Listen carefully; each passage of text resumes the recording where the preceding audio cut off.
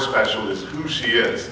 She has been around St. John for a long time. I've had her since she was in my 6th grade math class, and have had the privilege, along with a lot of our other faculty members, to watch her grow from a great young kid into an outstanding young woman who just graduated from St. John about a week ago and is ready to head off to college. She, again, knows I don't like to ever say anything nice about her because she's been so much fun to spar with over the years, but I am going to say that we will definitely miss her not being around St. John next year, and it is very hard to think of St. John without her, but we're going to have to until she comes back to visit. Please give a warm welcome to Miss Carson Walker.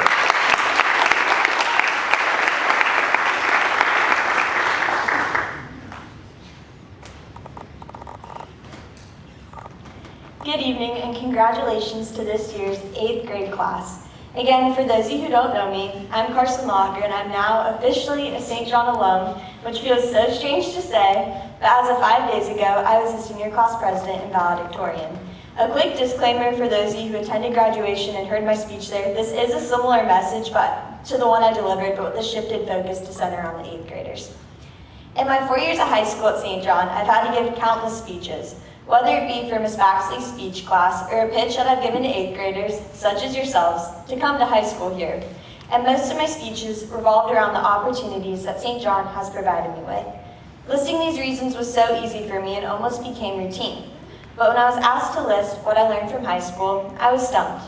There are so many things I've yet to learn and so many things that I am in no way qualified to be giving advice on. However, looking back on it, I of course have some pro tips. I would make a mental note of these, especially if you're continuing high school here at St. John.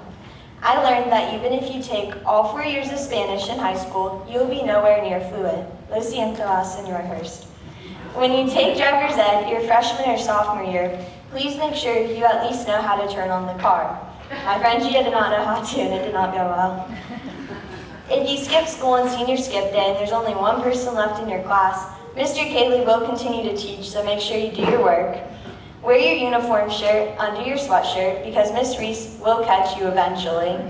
There's always candy in Miss Baxley's back closet, always. If you talk too much in Miss Grosvenor's class, she will word for word say, "Simmer down, pot roast," every single time. If you hear a lot of noise in the hallway, it's probably my brother Ben, so just ignore it. If you are looking for Miss DeVoe and you see that her door is locked and her lights are off and it's silent, knock on her door louder because she's usually in there. When Mr. Schmidt's heavy country accent decides to kick in, you don't need to make fun of it in class. Other people will beat you to the punch. Another big thing I learned is that you may not always feel prepared, whether it be for a test, particularly AP Calculus, in my current case for college, or in your current case for high school.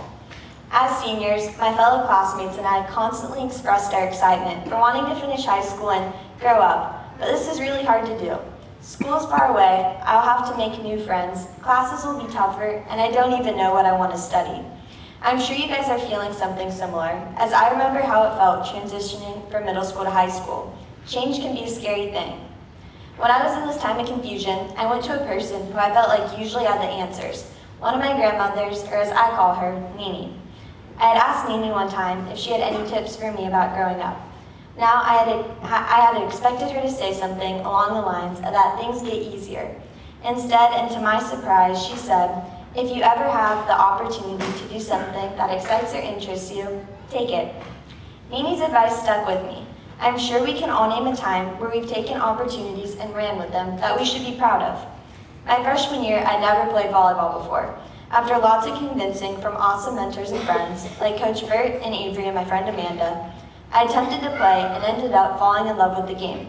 I would have never thought that I would have gone from never touching a volleyball to winning back-to-back state titles.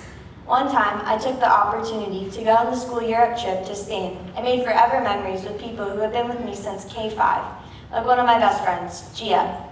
Another time, I took the opportunity to reach out to somebody who is now one of my good friends in hopes of growing closer to them by offering to braid their hair one day in class. That person was Owen when he had his long hair phase.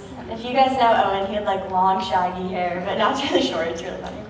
Of course, none of these would have been possible without the encouragement and support of my parents, whom I love very much. From these experiences and others like them at St. John, I learned that something great comes from going out of your way to grasp these opportunities. I know that going into college, taking advantage of opportunities will be harder as the stakes get higher, but I hope to always hold on to Beanie's advice, and I hope that you all do the same as you enter into high school. Sometimes when I'll reach, I'll come up short, but this creates perseverance. All of these trials and errors produce character, and that's what you'll be remembered for. Nobody's going to remember that you knew how to solve hard math problems in Miss Ward's class, or could always grade the college's sentences correctly in Miss Elscon's class, or even by the degree or income that you'll have. You're defined by your character, and what you do when opportunity is thrown your way. Instead of worrying so much, we need to seize every opportunity we have to find our passions, not worry so much, and as Carrie Underwood once said, let Jesus take the wheel. So, 8th grade graduates, from the bottom of my heart, I wish you all the courage to find opportunity in every difficulty, and most of all, the very best as you enter high school. Know that I, along with everybody here, believe in you and know that you will do great things. Thank you.